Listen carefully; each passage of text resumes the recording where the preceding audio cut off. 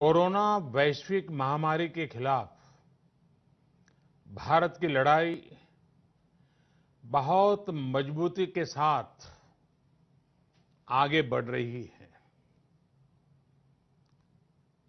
आप सभी देशवासियों की तपस्या, आपके त्याग की वजह से भारत अब तक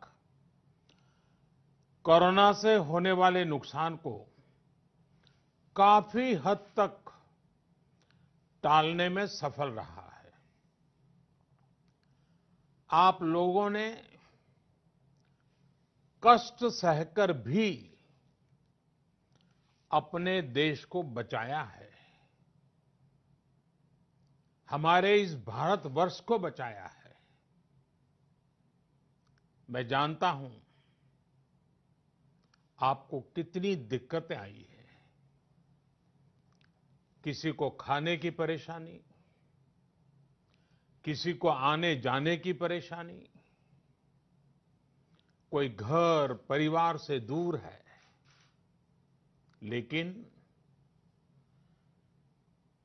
आप देश की खातिर एक अनुशासित सिपाही की तरह अपने कर्तव्य निभा रहे हैं। मैं आप सबको आदरपूर्वक नमन करता हूं। हमारे संविधान में जिस we the people of India,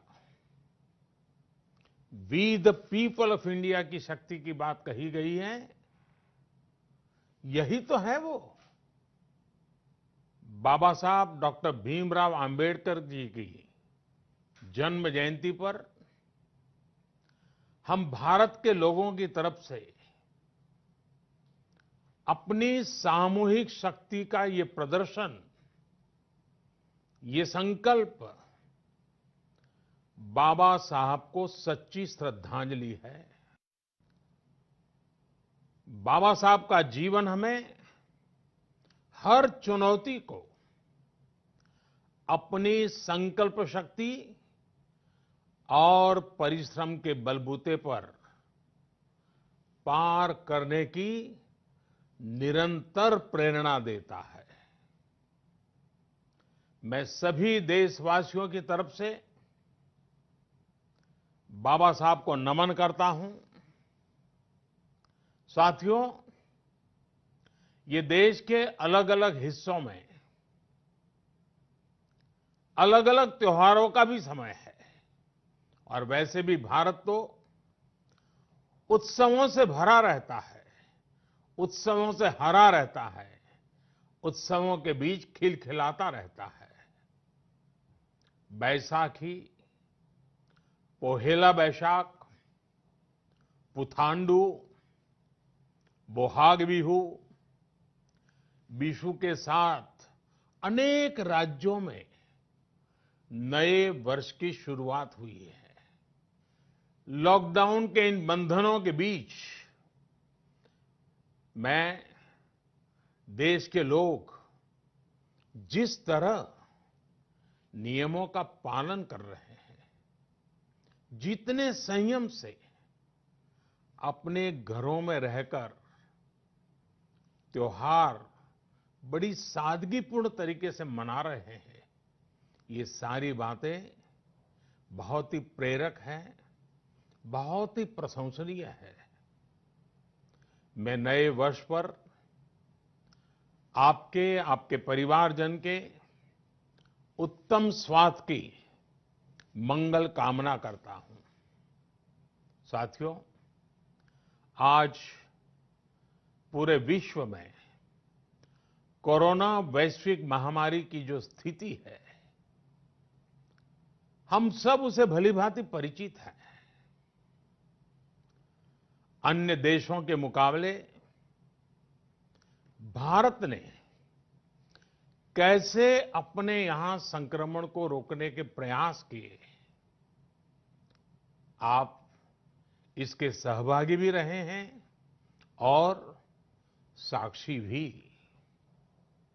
जब हमारे यहां कोरोना का एक भी केस नहीं था, उससे पहले ही भारत ने कोरोना प्रभावित देशों से आने वाले यात्रियों की एयरपोर्ट पर स्क्रीनिंग शुरू कर दी थी। कोरोना के मरीज 100 तक पहुंचे, उससे पहले ही भारत ने विदेश से आए हर यात्री के लिए 14 दिन का आइसोलेशन अनिवार्य कर दिया था।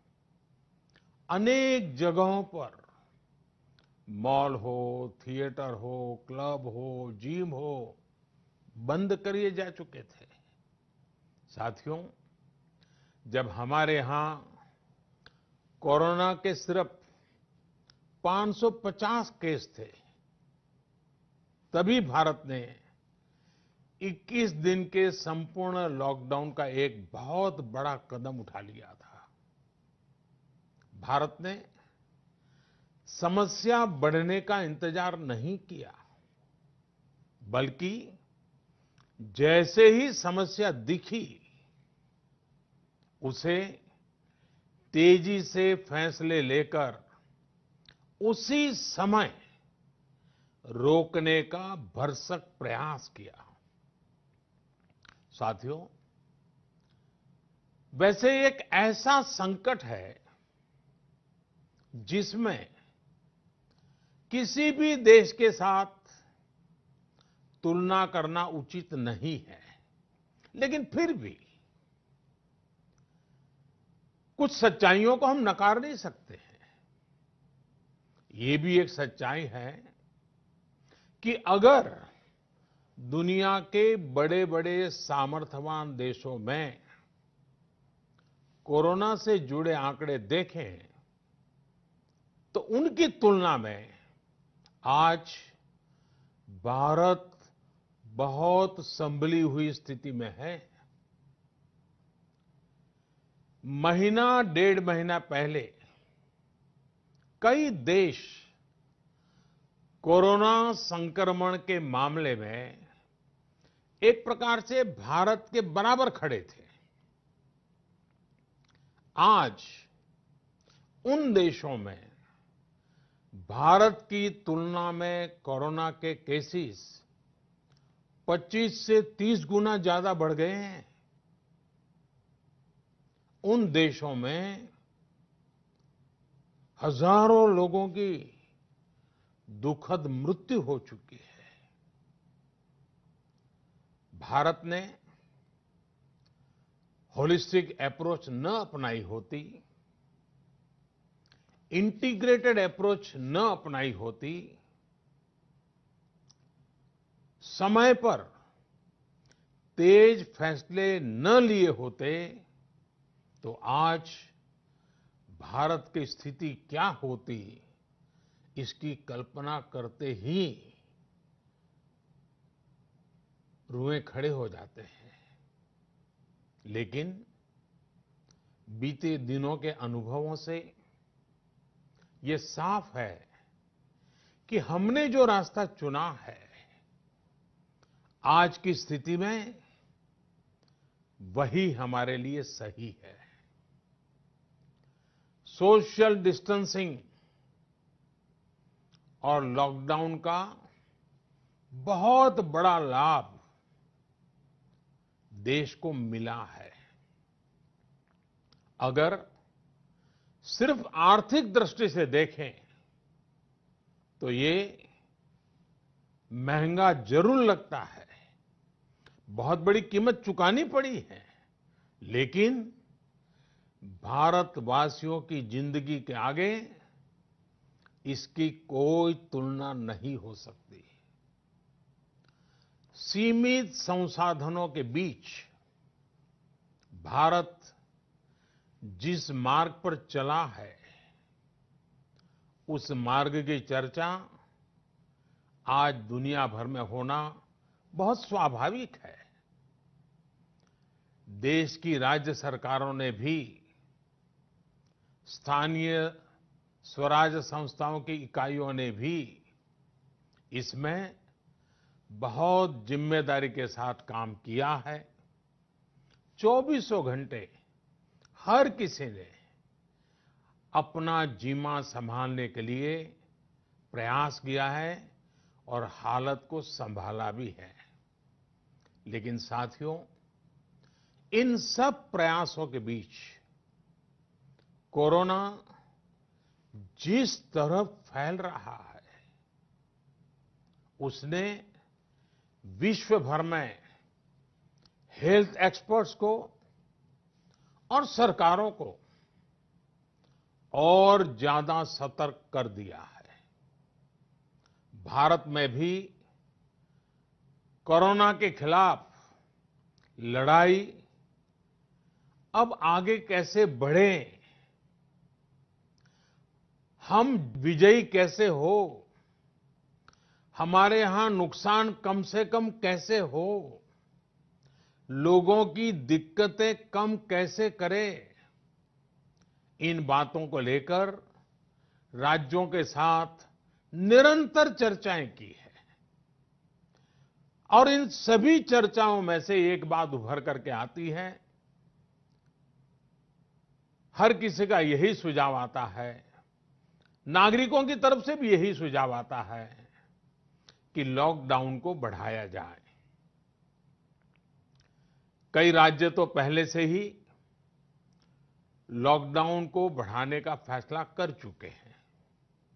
साथियों, सारे सुझावों को ध्यान में रखते हुए ये तय किया गया है कि भारत में लॉकडाउन को अब 3 मई तक और बढ़ाना पड़ेगा।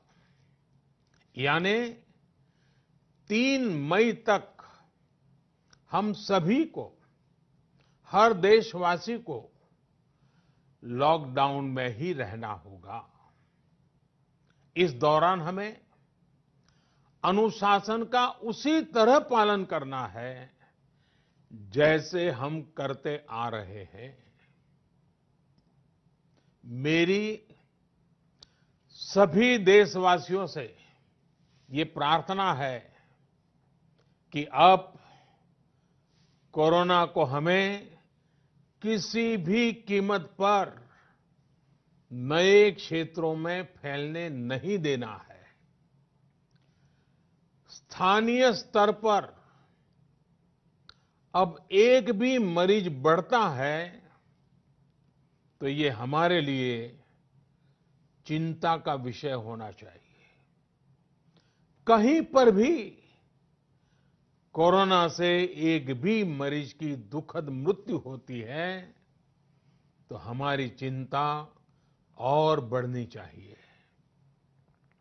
और इसलिए हमें हॉटस्पॉट्स को इंगित करके पहले से भी ज्यादा, बहुत ज्यादा सतर्कता बरतनी ही होगी। जिन स्थानों के हॉटस्पॉट में बदलने की आशंका है, उस पर भी हमें कड़ी नजर रखनी होगी, कठोर कदम उठाने होंगे। नए हॉटस्पॉट्स का बनना हमारे परिश्रम और हमारी तपस्या को और चुनौती देगा, नए संकट पैदा करेगा। इसलिए अगले एक सप्ताह में कोरोना के खिलाफ लड़ाई में कठोरता और ज्यादा बढ़ाई जाएगी। 20 अप्रैल तक हर कस्बे, हर थाने, हर जिले, हर राज्य को बड़ी बारीकी से परखा जाएगा।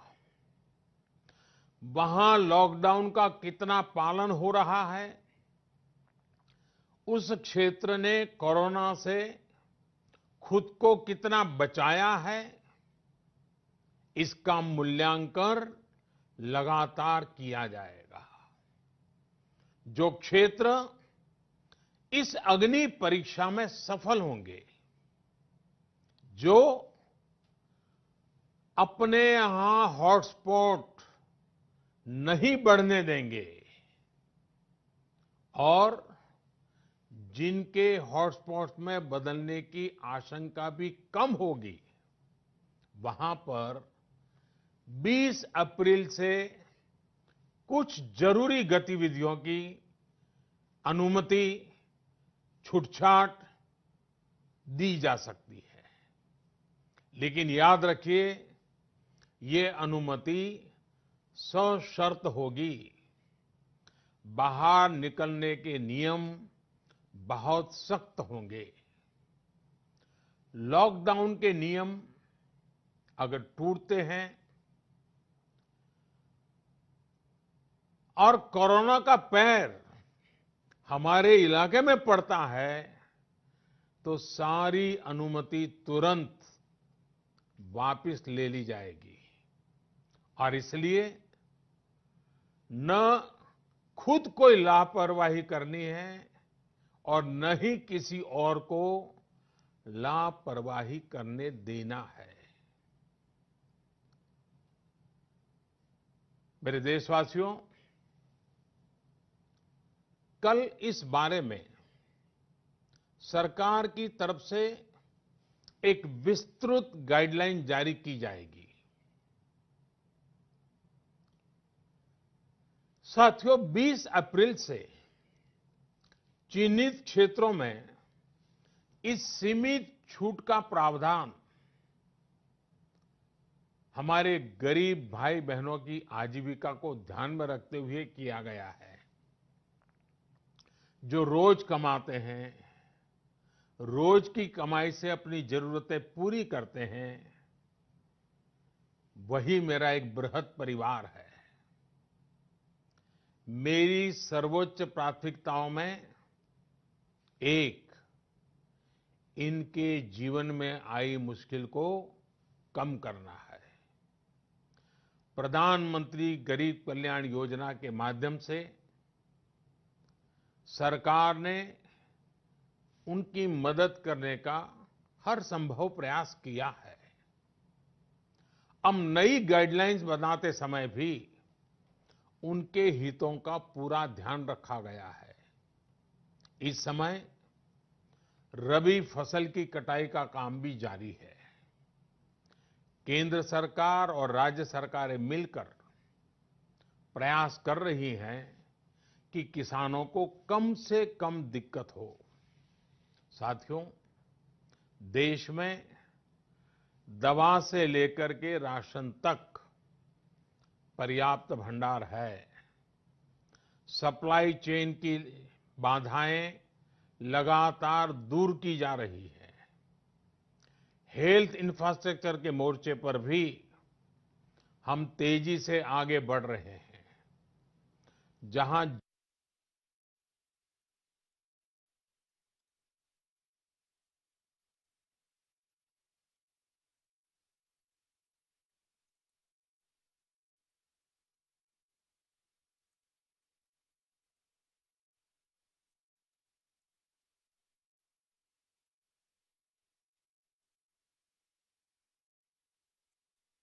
ये कहता है कि कोरोना के 10,000 मरीज होने पर 1500-1600 बेड्स की जरूरत होती है। भारत में आज हम 1 लाख से अधिक बेड्स की व्यवस्था कर चुके हैं।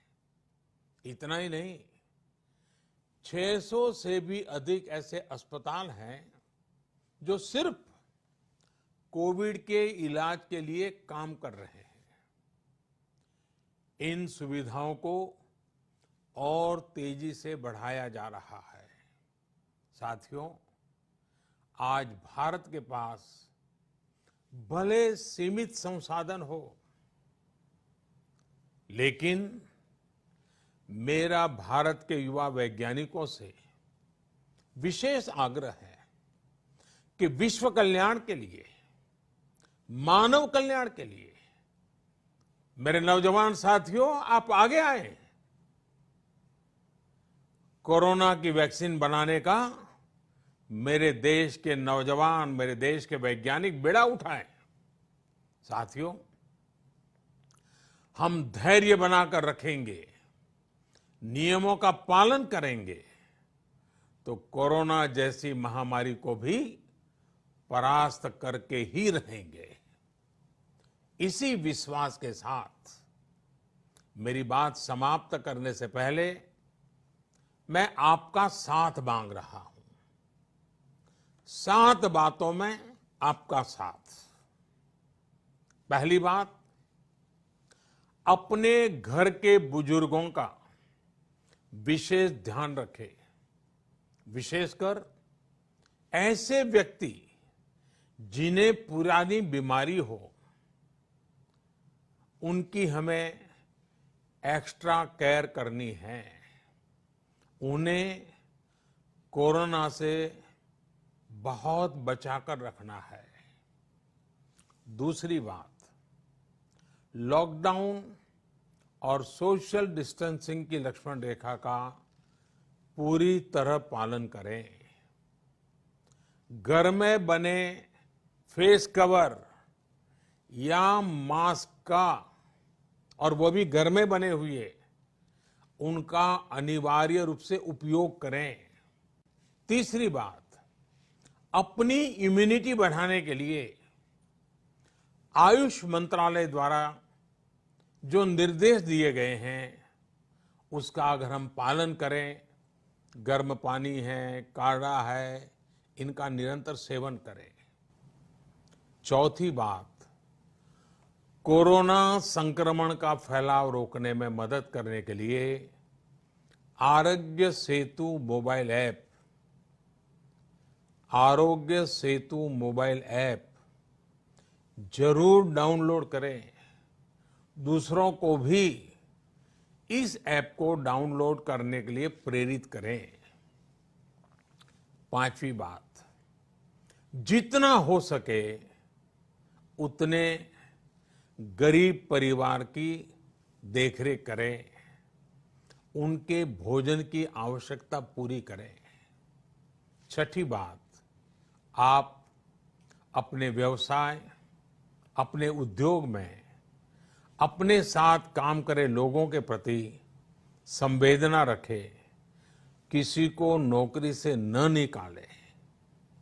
सातवीं बात, देश के कोरोना योद्धाओं, हमारे डॉक्टर, नर्सेस, सफाई कर्मी, पुलिसकर्मी, ऐसे सभी लोगों का हम सम्मान करें, आदर पूर्वक उनका गौरव करें।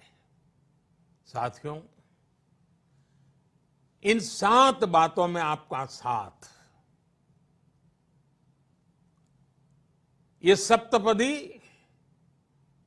विजय प्राप्त करने का मार्ग है। विजय होने का हमारे लिए निष्ठापूर्वक करने वाला ये काम है। पूरी निष्ठा के साथ 3 मई तक लॉकडाउन के नियमों का पालन करें। जहां है वहां रहे, सुरक्षित रहें। वयम राष्ट्रे जागृयाम, हम सभी राष्ट्र को जीवंत और जागृत बनाए रखेंगे। इसी कामना के साथ मैं अपनी बात समाप्त करता हूं। आपको, आपके परिवार को उत्तम स्वास्थ्य की मंगल कामनाएं करता हूं। बहुत बहुत धन्यवाद। है वहां रहे, सुरक्षित रहें। वयम